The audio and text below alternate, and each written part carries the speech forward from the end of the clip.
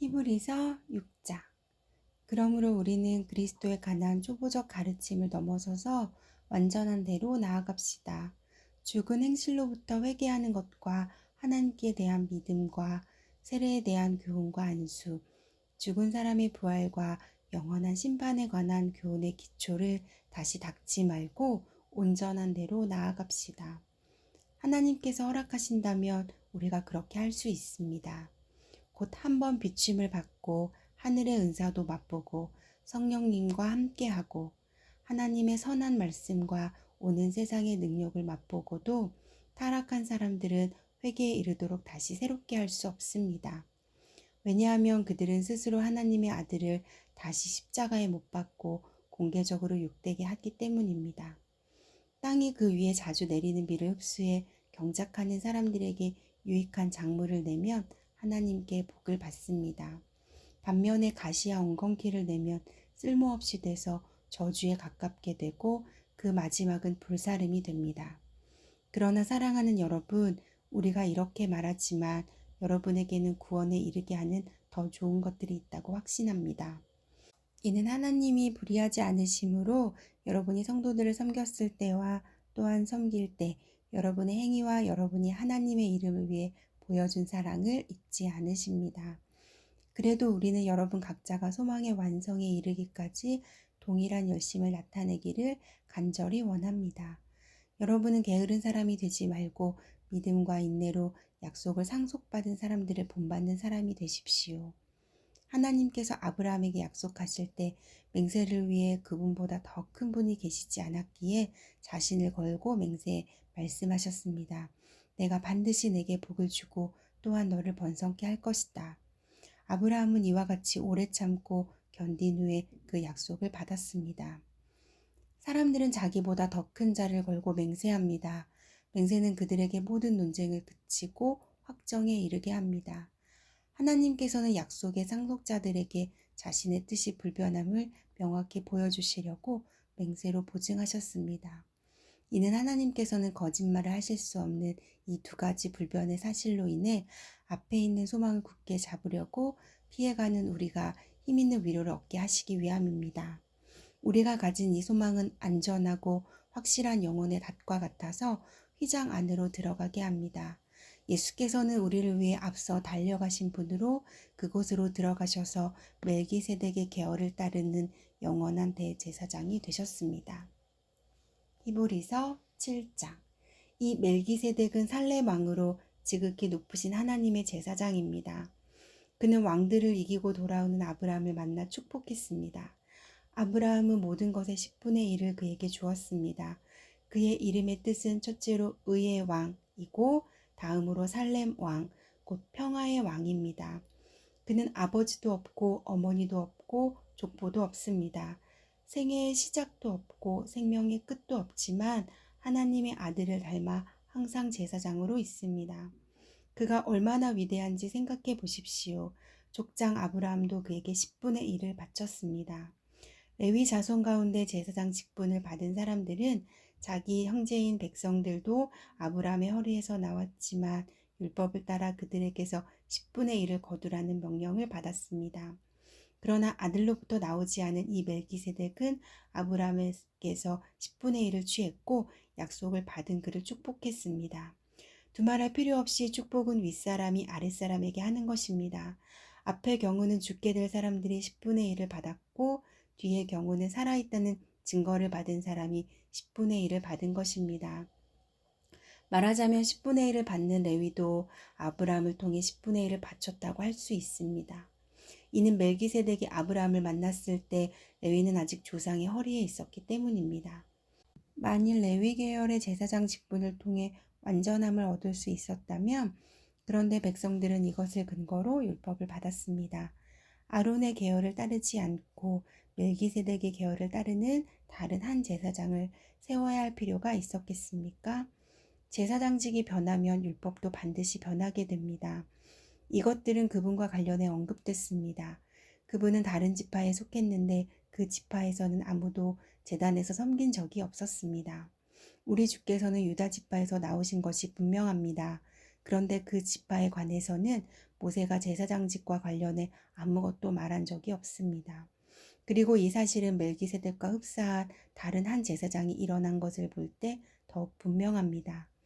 그는 육체에 속한 규례, 곧 율법을 따라 제사장이 되신 것이 아니라 썩지 않는 생명의 힘을 따라 되신 것입니다. 그렇기 때문에 너는 영원히 멜기세덱의 계열을 따르는 제사장이다 라고 선포됐습니다.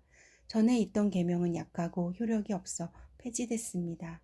이는 율법이 아무것도 완전하게 할 수 없기 때문입니다. 그러므로 더 나은 소망이 들어왔고 이를 통해 우리가 하나님께 가까이 나아가는 것입니다. 예수께서는 맹세 없이 제사장이 되신 것이 아닙니다. 레위 계통의 사람들은 맹세 없이 제사장이 됐습니다.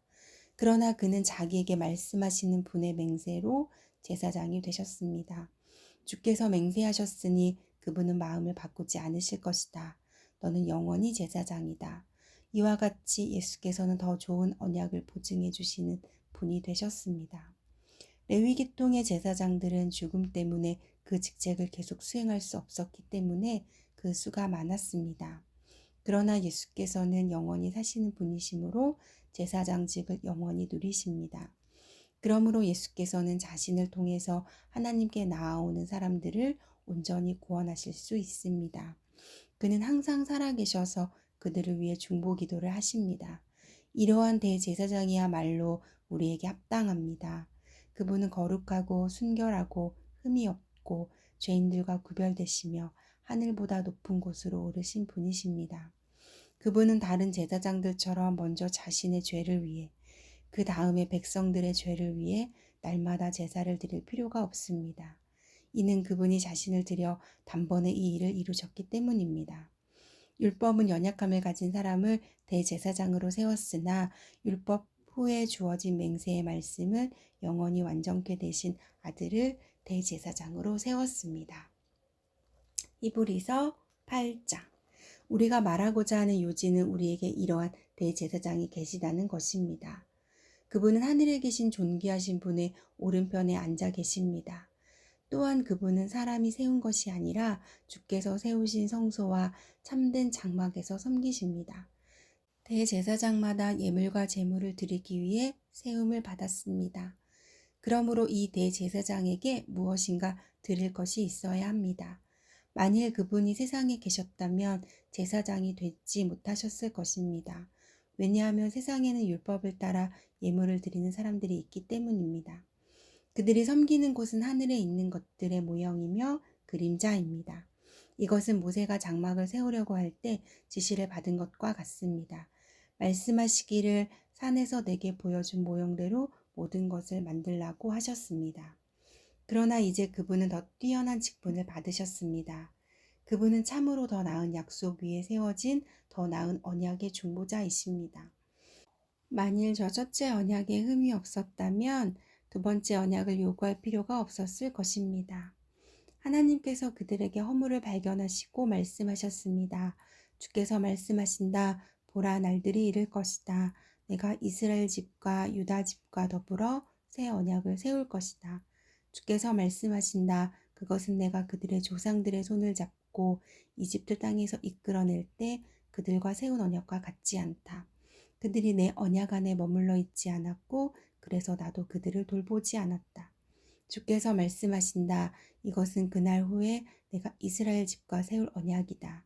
내가 내 율법을 그들의 생각 속에 넣어주고 그들의 마음에 새길 것이다. 나는 그들의 하나님이 되고 그들은 내 백성이 될 것이다. 그래서 그들은 각각 자기 이웃이나 자기 형제에게 결코 주를 알라고 가르치지 않을 것이다. 이는 그들 가운데 낮은 사람으로부터 높은 사람에 이르기까지 모두 나를 알 것이기 때문이다. 내가 그들의 불의를 긍휼히 여기고 그들의 죄를 더 이상 기억하지 않을 것이다. 새 언약이라고 말씀하실 때 하나님께서는 첫 언약을 낡은 것으로 만드신 것입니다. 낡고 오래된 것은 곧 사라지게 됩니다. 히브리서 9장. 첫 언약에도 예배 규례들과 세상에 속한 성소가 있었습니다. 첫 번째 장막이 세워졌는데 그 안에는 촛대와 상과 진설병이 있었습니다. 이곳은 성소라고 불립니다. 그리고 두 번째 휘장 뒤에는 지성소라고 불리는 장막이 있습니다. 이곳에는 금으로 만든 분향제단과 전부를 금으로 입힌 언약궤가 놓여 있습니다. 이 언약궤 안에는 만나를 담은 금 항아리와 아론의 쌍난 지팡이와 언약의 돌판들이 있습니다. 그리고 그 위에는 속죄의 자리를 덮고 있는 영광의 그룹들이 있는데 이것들에 대해 지금 자세히 말할 수는 없습니다. 이 모든 것이 이렇게 갖춰졌고 제사장들은 항상 첫 번째 장막으로 들어가 제사를 행합니다. 그러나 두 번째 장막 안에는 대제사장만이 1년에 단 한 번 들어가는데 피가 없이는 절대로 들어가지 못합니다. 이 피는 그 자신을 위하고 또한 백성이 알지 못하고 지은 죄를 위한 것입니다. 이것을 통해 성령께서는 첫 번째 장막이 서 있는 동안에는 지성소로 들어가는 길이 아직 열리지 않은 사실을 보여주십니다. 이 장막은 현 세대를 위한 비유입니다. 이에 따라 드려진 예물과 제물은 제사하는 사람의 양심을 온전케 할 수 없습니다. 그것들은 먹고 마시는 것과 여러 가지 씻는 의식들과 관련된 것들로서 단지 개혁의 때까지 부과된 육체를 위한 규례들에 지나지 않습니다. 그러나 그리스도께서는 이미 이뤄진 좋은 것들의 대제사장으로 오셨습니다. 그는 손으로 짓지 않은 곧 피조물에 속하지 않은 더 크고 더 완전한 장막으로 들어가셨습니다. 그는 염소와 송아지의 피가 아닌 자신의 피로 단번에 지성소로 들어가셔서 영원한 구속을 완성하셨습니다. 만일 염소와 황소의 피와 암송아지의 죄를 뿌려 부정한 사람들을 거룩하게 함으로 그 육체를 정결하게 한다면 하물며 영원하신 성령을 통해 흠없는 자신을 하나님께 드리신 그리스도의 피가 더욱 우리의 양심을 죽은 행실에서 깨끗하게 해 살아계신 하나님을 섬기게 하지 않겠습니까? 그러므로 그리스도께서는 새 언약의 중보자이십니다. 그분은 첫 언약 아래서 저지른 죄들을 대속하려고 죽으심으로써 영원한 유업을 얻기 위해 부름받은 사람들로 하여금 약속을 받게 하셨습니다. 유언이 있는 곳에는 그 유언한 사람의 죽음이 있어야 합니다. 이는 유언은 죽음이 있어야 효력을 나타낼 수 있고 유언한 사람이 살아있는 동안에는 아무 효력이 없기 때문입니다. 그러므로 첫 언약도 피 없이 맺어진 것은 아닙니다. 그래서 모세가 율법을 따라 모든 계명을 백성에게 말할 때 그는 물과 붉은 양털과 우슬초와 함께 송아지의 피와 염소의 피를 취해 언약책과 모든 백성에게 뿌렸습니다. 그리고 그는 이것은 하나님께서 여러분에게 명령하신 언약의 피입니다. 라고 말했습니다.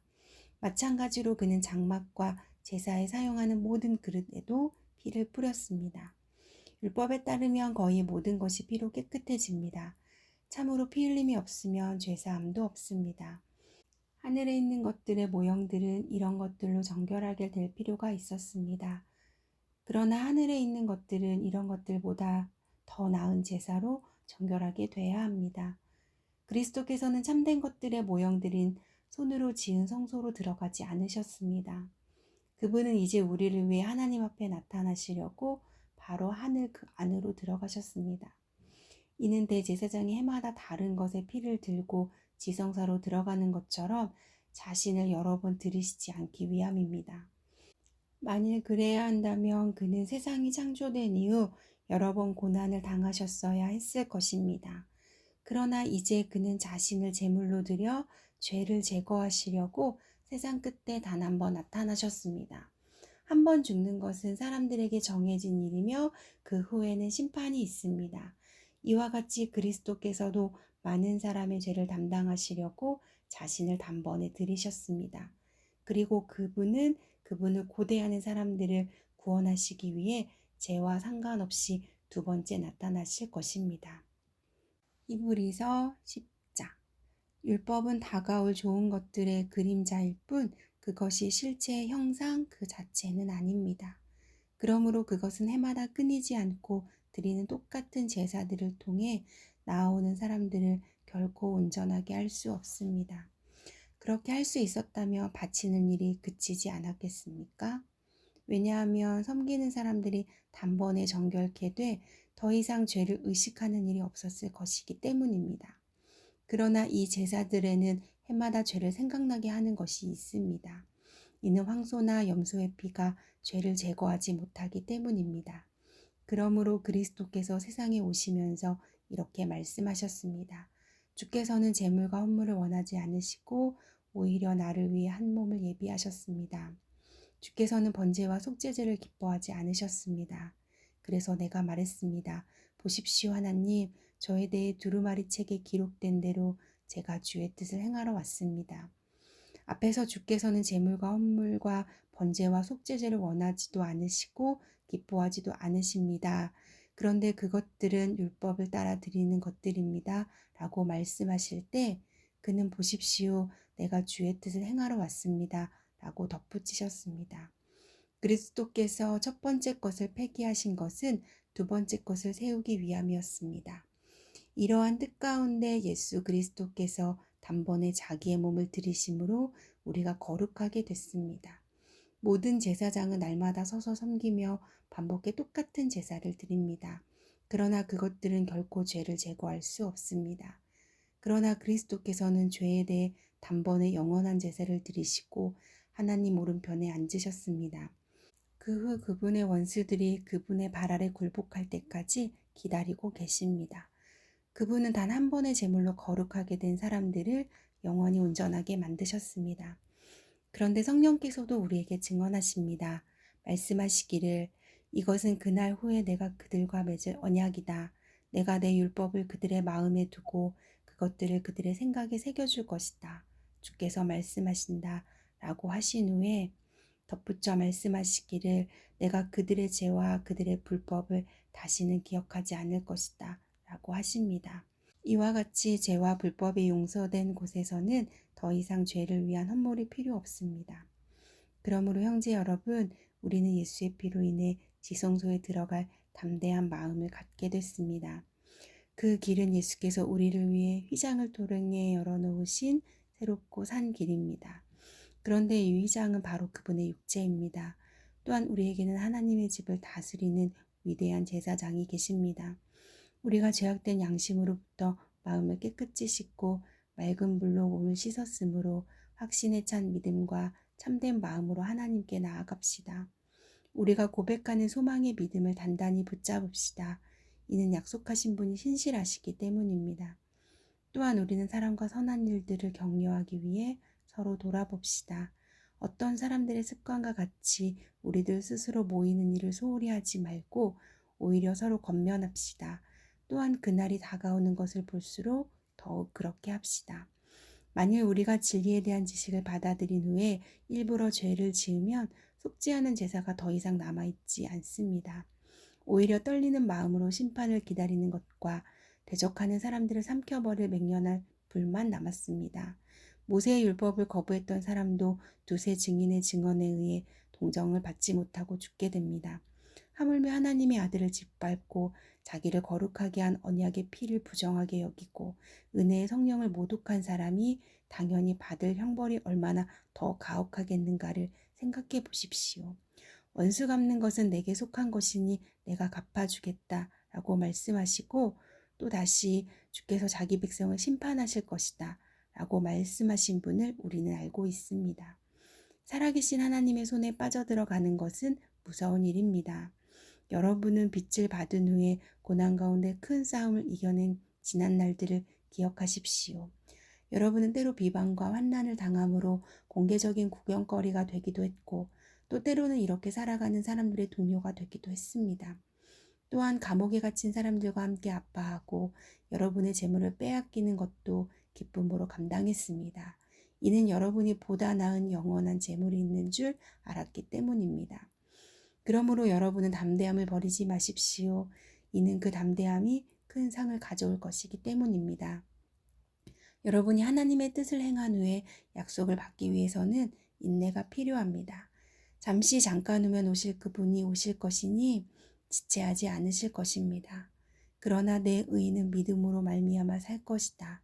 누구든지 뒤로 물러서면 내 영이 그를 기뻐하지 않을 것이다. 그러나 우리는 뒤로 물러나 멸망에 이르는 사람들이 아니라 믿음을 갖고 생명을 얻을 사람들입니다.